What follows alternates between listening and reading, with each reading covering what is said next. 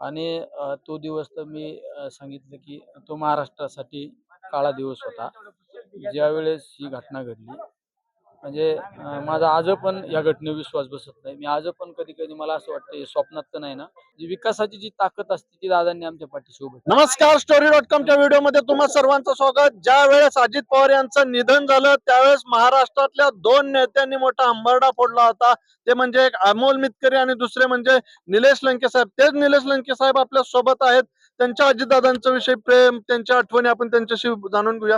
Sir, काय तुम्हाला ही ज्यावेळेस बातमी लागली त्यावेळेस काय परिस्थिती तुमची झाली? ही घटना म्हणजे एक शॉकेबल घटना होती.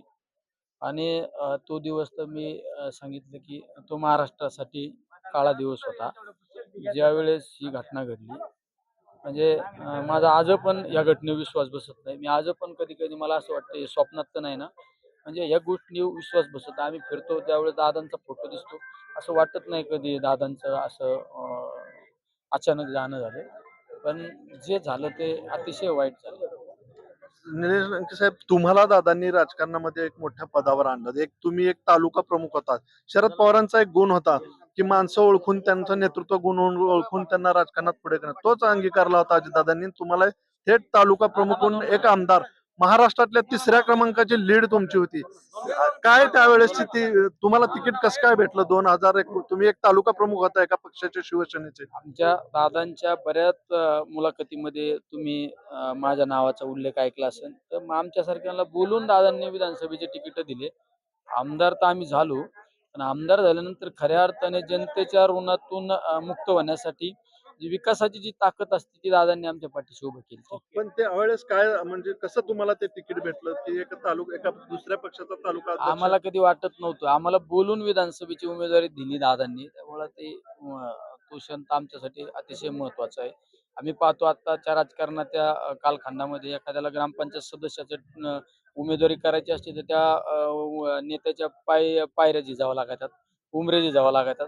पण विधानसभेसारखी उमेदवारी आमच्यासारख्याला बोलून ते उमेदवारी दिली आणि नुसती दिली नाही. ज्यावेळेस जनतेने आमच्यावर विश्वास टाकला, आम्ही निवडून आल्यानंतर आमच्या मागं खंबीरपणे उभं राहण्याचं काम सुद्धा दादांनी केलं.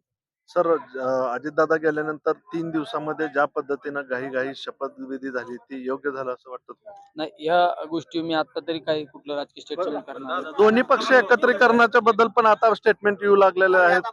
त्याबद्दल काय बोलाल? दोन्ही पक्ष एकत्र एकत्र येण्याच्या बाबत महानगरपालिकेच्या निवडणुका पुणे असो, पिंपरी चिंचवड असो, यामध्ये तुम्ही पाहिलं असं बऱ्यापैकी आम्ही सगळे एकत्र खांद्याला खांदा लावून आम्ही या निवडणुकामध्ये प्रचार करत होतो. आज पण जिल्हा परिषदच्या निवडणुकाची सुरुवात झाली त्यावेळेस सगळं एकत्रितच काही गोष्टी ठरलेल्या होत्या. त्याचा अर्थ ती सगळी सुरुवातच झालेली होती.